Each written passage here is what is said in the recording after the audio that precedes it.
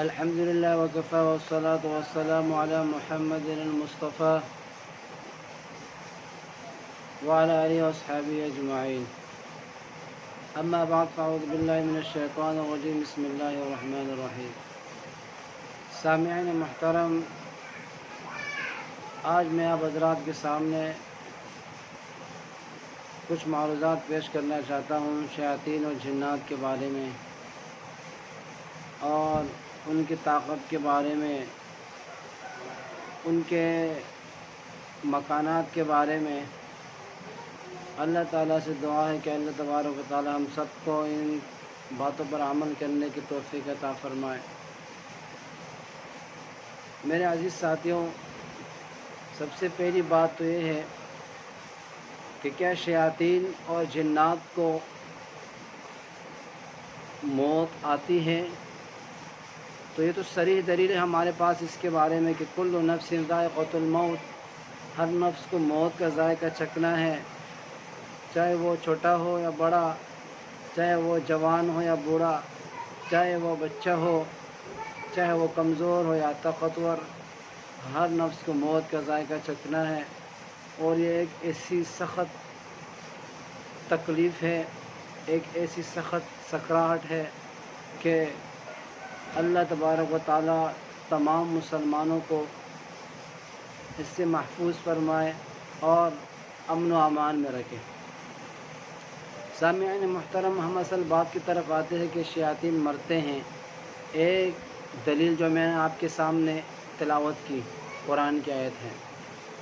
دوسری دلیل یہ ہے کہ اللہ تبارک و تعالیٰ فرماتے ہیں سورۃ الرحمن میں کل من علیہا فان وَيَبْقَى وَجْهُ رَبِّكَ ذُو الْجَلَالِ وَالْإِكْرَامِ فَبِأَيِّ آلَاءِ رَبِّكُمَا تُكَذِّبَانِ، کہ ہر چیز جو روئے زمین پر پھرتی ہے فنا ہونے والی ہے ایک دن. وَيَبْقَى وَجْهُ رَبِّكَ ذُو الْجَلَالِ وَالْإِكْرَامِ، اور ایک تیری رب کی ذات ہوگی جو اس دنیا میں رہ جائے گی. تمام چیزیں سامعین محترم حادثات ہیں، اور حادثات فنا ہونے والی ہے، ایک چیز ان پر زوال آنی ہے. فَبِأَيِّ آلَاءِ رَبِّكُمَا تُكَذِّبَانِ، اور اے جن اور انسو، اللہ تبارک و تعالیٰ مخاطب کر کے کہتا ہے کہ اے انسان اور جنات، تم اپنے رب کی کون کون سے نعمتوں کو جھٹلاؤ گے؟ اللہ رب العزت کے کون کون سے نعمتوں کو جھٹلاؤ گے؟ اللہ تبارک و تعالیٰ نے تمہیں بہت سارے نعمتوں سے نوازا ہے. تو یہ ایک صریح دلیل جو میں نے آپ کے سامنے پیش کی. ایک روایت ہے بخاری کی، ابن عباس رضی اللہ تعالیٰ عنہ سے مروی ہے کہ رسول اللہ صلی اللہ علیہ وسلم فرمایا کرتے تھے کہ اے اللہ، میں تیری ذات کی پناہ مانگتا ہوں، تیری ذات کی پناہ میں آتا ہوں، کیونکہ تیری ذات ہمیشہ باقی رہنے والی ذات ہے، باقی سب کچھ پناہ ہونے والی ہے. یہاں سے بھی ثابت ہے کہ سب کچھ پناہ ہونے والی ہے. نہ شیاطین رہیں گے، نہ انسان رہے گا، نہ جنات رہیں گے. ایک اللہ کی ذات لا وحدہ لا شریک، جو ہمیشہ کے ہمیشہ کے لیے ہے اور وہی رہے گی. اس کے علاوہ شیاطین کی عمر کتنی ہوتی ہے؟ تو دیکھو، شیطان جو ہے، شیطان جس کو اللہ تبارک و تعالیٰ نے آگ سے بنایا، انہوں نے تو اللہ تبارک و تعالیٰ سے جناب اللہ تبارک و تعالیٰ کو انہوں نے کہا تھا اس وقت کہ جب آدم علیہ السلام کو جنت سے نکالا اور اس کو بھی جنت سے نکالا اور ان کو کہا جاؤ آپ شیطان مردود ہو، تجھ پر قیامت تک لعنت برسے گی. لیکن انہوں نے اللہ رب العزت سے ایک سوال کیا کہ اے میرے رب، کیونکہ بہت مقرب فرشتہ تھا نا، اس کا پہلا نام جو تھا عزازیل تھا. اے میرے رب، مجھے مہلت دے. قال انظرنی الی یوم یبعثون، قیامت تک مجھے مہلت دے کہ میں تیرے بندوں کو گمراہ کرتا رہوں گا. تو قال انک من المنظرین، اللہ تبارک و تعالیٰ نے ان کو مہلت دے دیا، قیامت تک ان کو مہلت ہے کہ وہ کتنے بندوں کو گمراہ کرتا ہے اور کتنے اللہ کے نیک بندے ہیں جو ان کے وسائل سے ان کی شرر سے اپنے آپ کو محفوظ رکھتے ہیں۔ تو یہ میں نے شیطان کی عمر بتائی۔ اب ہم آتے ہیں شیاطین کی عمر، جنات کی عمر کے اوپر کہ جنات کی کیا عمر ہوتی ہیں۔ عام انسانوں سے سامعین محترم ان کی عمریں زیادہ ہوتی ہے۔ عام انسانوں کی عمریں کم ہوتی ہے بنسبت ان کے، کیونکہ جیسے کہ متاخرین کے اقوال ہیں کہ جن سب سے جب چھوٹا ہوتا ہے چھوٹی عمر اس کی جو ہوتی ہے 300 سال کی ہوتی ہے، 300 سال، اور جب وہ جوانی میں پہنچتا ہے تو ان کی عمر 1800 سال ہوتی ہے، اور جب وہ بڑھاپے میں پہنچتا ہے تو ان کی عمر 3000 سال تک پہنچ جاتی ہیں۔ تو آپ خود اندازہ لگائیں کہ جنات کی عمر اتنی ہوتی ہے، لیکن کسی صریح دلیل سے ثابت نہیں ہے، لیکن عام انسانوں سے ان کی عمریں زیادہ ہوتی ہیں۔ تو ہم آتے ہیں جنات کی موت پر، تو اسی طریقے سے خالد بن ولید رضی اللہ تعالیٰ عنہ نے عزا نامی درخت کو بھی کاٹا تھا، کیونکہ اہل عرب ان کو پوجا کرتے تھے اور ان میں شیطان ہوتا تھا، شیطان ان کو اپنے طرف مائل کرتے تھے، تو شیطان کو ان کو کاٹ دیا، شیطان کو مار دیا۔ اسی وجہ سے ایک صحابی نے اپنے گھر میں شیطان کی شکل میں، ان کے گھر میں وہ سانپ آئے تھے، تو سانپ کو انہوں نے کچل ڈالا۔ تو یہاں سے بھی ثابت ہیں کہ شیاطین مرتے ہیں، اور شیاطین بھی انسانوں کی طرح ان پہ بھی احکام لاگو ہوتے ہیں، اور ان کو حساب کتاب دینا ہوگا۔ سامعین محترم، شیطان کی اور جنات کی مکانات کہاں ہوا کرتی ہے؟ تو شیاطین اور جنات اسی زمین پر رہتے ہیں جس پر ہم رہتے ہیں، لیکن وہ کوڑا کچرا دان اور گندی چیزوں میں، اسی طریقے سے دھوپ سایوں میں بیٹھے رہتے، گندو جگہوں میں رہتے ہیں وہ، اور اس گندگی کی وجہ سے آپ علیہ الصلوۃ والسلام نے وہاں جانے سے اور وہاں بیٹھنے سے منع کیا، حدیث میں بھی ثابت ہے۔ اور اسی وجہ سے حدیث میں وارد ہیں کہ گندگی جگہوں میں، غسل خانوں میں اور قبرستانوں میں نماز کی ممانعت بھی آئی ہے۔ اس کی وجہ یہ ہے کہ غسل خانے کیونکہ گندے ہوتے ہیں، اور قبرستان میں ممانعت شرک کی وجہ سے آئی ہیں، دوسری جنات کی شر و فسادات کی وجہ سے کہ وہاں شر فساد پھیلاتے ہیں۔ علامہ ابن تیمیہ کا قول ہے کہ اکثر لوگوں پر جو جنات حاوی ہو جاتے ہیں، وہ حاوی کیوں ہوتے ہیں؟ کیونکہ ان لوگوں نے جنات کے ٹھکانوں کو اڈے بنائے ہوتے ہیں، اس کی وجہ سے ان پر جنات کیا حاوی ہو جاتے ہیں۔ آپ علیہ الصلوۃ والسلام نے ایک مرتبہ ایک صحابی سے فرمایا کہ آپ جب بازار میں داخل ہوتے ہیں تو سب سے پہلے مداخلت نہ کریں، اور نہ بازار سے سب سے آخر میں نکلے، کیونکہ جنات اور شیاطین ان بازاروں میں جھنڈے گاڑتے ہیں، جھنڈے گاڑے جاتے ہیں۔ ہلال بن حارث کی روایت ہے کہ ایک مرتبہ حضور علیہ الصلوۃ والسلام کہ ایک مرتبہ ہم نے آپ صلی اللہ علیہ وسلم کے ساتھ ایک سفر میں پڑاؤ ڈالا، تو حضور صلی اللہ علیہ وسلم چونکہ قضاء حاجت کے لیے بہت دور جایا کرتے تھے، حضور صلی اللہ علیہ وسلم نے فرمایا کہ مجھے قضاء حاجت کے لیے ایک لوٹا پانی لے کر آؤ۔ تو چونکہ میں نے حضور علیہ الصلوۃ والسلام کے حکم کی تعمیل کی، اور میں نے حضور صلی اللہ علیہ وسلم کے لیے ایک لوٹا پانی دیا۔ جب حضور صلی اللہ علیہ وسلم بہت دور چلے گئے تو وہاں جھگڑوں کی آوازیں آنی شروع ہو گئی، لڑائی جھگڑوں کی آوازیں آنی شروع ہوئی۔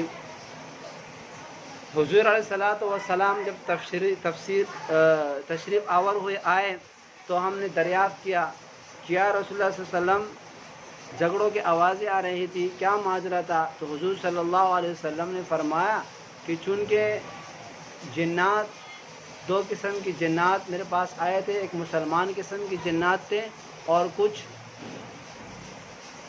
کافر تھے، اور تو انہوں نے مجھ سے زمین کے بارے میں مطالبہ کیا کہ ہمارے لیے زمینیں مہیا کر دے۔ تو چونکہ میں نے مسلمان جناتوں کے لیے بلندی مہیا کی، بلند زمینیں ان کو مہیا کر دی، اور کافر جناتوں کے لیے میں نے پس زمین متعین کر دیا۔ عبداللہ بن کثیر سے روایت ہے کہ فرماتا ہے کہ میں نے کثیر سے پوچھا کہ بلند زمین اور پس زمین ان دونوں سے کیا مراد ہیں؟ تو انہوں نے کہا کہ بلند زمین سے مراد کیا ہے؟ پہاڑ ہے اور دیہات ہے، اور جبکہ پست زمین سے سمندر مراد ہیں، اور سمندروں اور پہاڑوں کے درمیان کی بیچ والے زمین مراد ہے۔ تو چونکہ فرمایا کہ ان میں سے جو پہاڑوں والے لوگ ہیں، پہاڑوں والے لوگ وہ بھی محفوظ، دیہات والے لوگ بھی محفوظ ہیں، لیکن جو لوگ پہاڑوں کے درمیان میں رہتے ہیں اور سمندر میں رہتے ہیں تو چونکہ وہ محفوظ نہیں۔ اسی طریقے سے امام مالک نے موطا امام مالک میں فرمایا کہ بعض لوگوں کو یہ معلوم ہوا کہ امیر المؤمنین عمر فاروق رضی اللہ تعالیٰ عنہ عراق جانا چاہتا تھا، اور تو کعب بن احبار نے منع فرمایا، کیا امیر المؤمنین آپ عراق میں کیا کرو گے؟ کیونکہ عراق میں 10% کے لوگوں میں سے 9% جو لوگ ہیں وہ جادو اور جنات پر مشتمل قسم کے لوگ ہیں، اور لا علاج بیماریوں کا گڑھ ہے، تو وہاں سے آپ پرہیز کریں، نہ جایا کریں، منع فرمایا۔ تو امیر المؤمنین چونکہ وہاں پھر اس کے بعد نہیں گئے۔ اس کے علاوہ ابو بکر بن عزیز ایک وہ کتاب مصنف ہیں، وہ اپنی کتاب مقاید الشیطان میں فرماتے ہیں کہ یزید بن حارث سے ایک روایت ہے، وہ فرماتے ہیں کہ فرمایا کہ مسلمانوں کے گھروں میں مسلمان جنات رہتے ہیں، اور مسلمان جنات تو وہ صبح کے کھانے کے لیے بھی نیچے اترتے ہیں، گھروں کی چھتوں پہ رہتے ہیں، اور شام کے کھانے میں بھی نیچے اترتے ہیں اور مسلمانوں کے ساتھ کھانا کھاتے باقاعدہ۔ تو اللہ تبارک و تعالیٰ ان مسلمانوں پر، ان گھرانوں پر ان کے ذریعے سے کیا کرتے ہیں؟ مصائب ان سے دور رکھتے ہیں۔ لیکن چونکہ جنات کو بگایا جاتا ہے کیونکہ شریر قسم کا مخلوق ہے، اور بچوں کو ڈراتے ہیں، ہر قسم کے مسائل پیدا کر سکتے ہیں، تو اس وجہ سے ان کے لیے کچھ وظائف مہیا کی جاتے ہیں۔ ان میں سے ایک وظیفہ ہے کہ بسم اللہ الرحمن الرحیم کا ورد کیا جائے، اور اس کے علاوہ بسم اللہ الرحمن الرحیم کا ورد مسلسل کیا جائے، اور اس کے علاوہ آیت کرسی 7 مرتبہ پڑھا جائے، تو ان کی وجہ سے جنات چلے جاتے ہیں۔ اور سورۃ البقرہ ان کا ورد بھی گھروں میں کیا جائے، تو اس کی وجہ سے جنات پھر نہیں ڈرتے، جنات چلے جاتے ہیں۔ تو سامعین محترم، آپ کو یہ معلوم ہو چکا ہوگا کہ جنات کی طاقت کتنی بڑی ہوتی ہے، کیونکہ جنات کی طاقت انسانوں سے کئی گنا زیادہ ہیں۔ جیسے کہ 19 پارے کی آیت ہیں، سلیمان علیہ السلام نے جب ملک بلقیس کا تخت مانگا کہ ان کو لے کر آ جائے، تو جناتوں میں سے ایک جن قال عفریت من الجن انا آتیک بہ قبل ان یرتد الیک طرفک، کہ جناتوں میں سے ایک جن عفریت نے کہا انا آتیک بہ قبل ان تقوم من مقامک، کہ آپ کے کھڑے ہونے سے پہلے میں آپ کے سامنے تخت کو حاضر کر دوں گا۔ لیکن ان میں سے ایک جن دوسرا تھا، قال الذی عنده علم من الکتاب، جن کو کتاب کا علم دے چکا تھا، تو انہوں نے کہا کہ ان یرتد الیک طرفک، آپ کی آنکھ پلک جھپکنے سے پہلے میں آپ کے سامنے اس کو حاضر کر دوں گا۔ تو چونکہ ان کے پاس اس میں عزم تھا۔ اتنی بڑی طاقت جنات کو اللہ تبارک و تعالیٰ نے دی ہے، جو عام انسانوں کو اتنی طاقت نہیں دی ہے۔ اس کے علاوہ جنات چونکہ فضائی طاقت بھی ان کے پاس ہے، کیونکہ سورۃ جن کی جو آیت میں نے اس سے پہلے بھی کچھ ویڈیو میں نے یہ بات واضح کی ہے آپ حضرات کے سامنے، کہ سورۃ جن کی ایک صورت کی آیت ہے وَأَنَّا لَمَسْنَا السَّمَاءَ فَوَجَدْنَاهَا مُلِئَتْ حَرَسًا شَدِيدًا وَشُهُبًا، جب ہم آسمان کو ٹٹولتے ہیں تو ہم پاتے ہیں کیا؟ ملئت، کہ وہ بالکل چوکیداروں سے بھرا ہوا ہے، حرسًا شدیدا وشہبا، اور آگ کا انگارہ ہمارے پیچھا کرتا ہے۔ تو چونکہ اتنی طاقت ہے ان کی کہ وہ آسمانوں میں چڑھتے تھے اور کاہنوں کے لیے کیا کرتے تھے؟ باتیں چھپا کر کے لے کے آتے تھے۔ وہ اصل میں مہاجرہ اس طریقے سے تھا کہ عبداللہ بن عباس کی روایت ہے کہ انصار کی ایک جماعت بیٹھی تھی مدینے میں حضور صلی اللہ علیہ وسلم کے پاس، تو ایک سورج کا تارا ٹوٹ کے زمین پہ گرا، تو انہوں نے سوال کیا کہ یا رسول اللہ صلی اللہ علیہ وسلم، یہ سورج کا تارا نیچے زمین پہ گرا ہے۔ تو حضور صلی اللہ علیہ وسلم نے ان سے سوال کیا، کیا میں آپ سے سوال کرتا ہوں کہ جب سورج کا تارا ٹوٹتا تھا زمانے جاہلیت میں، تو تم لوگ کیا سوچا کرتے تھے، کیا اس کی تعبیر نکالتے تھے؟ تو انہوں نے کہا یا رسول اللہ ہم یہ تعبیر نکالتے تھے کہ کوئی بڑے آدمی کا موت ہو چکا ہے، کوئی بڑا بندہ مر گیا ہے یا کوئی بڑا حادثہ پیش آنے والا ہے۔ حضور صلی اللہ علیہ وسلم نے فرمایا کہ اصل میں بات یہ نہیں ہے، بلکہ بات یہ ہے کہ میری آمد سے پہلے جو کاہن اور جادوگر اور مشرکین قسم کے لوگ رہا کرتے تھے، ان کے پاس جنات ہوتے تھے، جنات جایا کرتے تھے اوپر آسمانوں کی طرف۔ جب حاملین عرش کے اٹھانے والے فرشتے ہوتے تھے نا، اللہ کے ہاں کوئی کسی چیز کا فیصلہ ہوتا تھا تو اس فیصلے کے وقت وہ حاملین عرش اٹھانے والے فرشتے اس کو سنتے تھے۔ سننے کے بعد اس کی جو نیچے فرشتے ہوتے تھے وہ ان کو جواب دیتے تھے۔ وہ نیچے فرشتے سننے کے بعد اس کو دوسرے آسمان تک پہنچایا جاتا تھا اس بات کو۔ تو چونکہ یہ سلسلہ در سلسلہ بالکل نیچے آسمان تک آ جاتا تھا یہ معاملہ، اور یہ بات نیچے آسمان کے فرشتوں تک پہنچ جاتی تھی۔ تو چونکہ اس وقت شیاطین اس سے کچھ نہ کچھ بات وہ چکھ لیتے تھے اور فوراً اس میں تھوڑی سی جھوٹ ملا کے فوراً اپنے کاہنوں کو بتایا کرتے تھے۔ تو پھر لوگ اپنے کاہنوں کو نعوذ باللہ خدا مانا کرتے تھے اور اپنے بڑے مانا کرتے تھے۔ تو یہ اس وجہ سے اب اللہ رب العزت نے آسمانوں کے پورے کناروں کو چوکیداروں سے بھر دیا۔ اب کوئی بات ہوتی تو شیطانوں اور جناتوں کو اوپر جانے کی اجازت نہیں۔ تو سامعین محترم، یہ چند باتیں تھی جو میں آپ کے سامنے ذکر کر چکا ہوں، کیونکہ شیطان اور شیاطین جنات کیا چیز ہیں، ان کی تخلیق بھی ہیں اور جو نا گویا کہ یہ کھاتے پیتے بھی ہیں، بھی میں نے واضح کر دیا، اور گھروں میں بھی ہوتے ہیں۔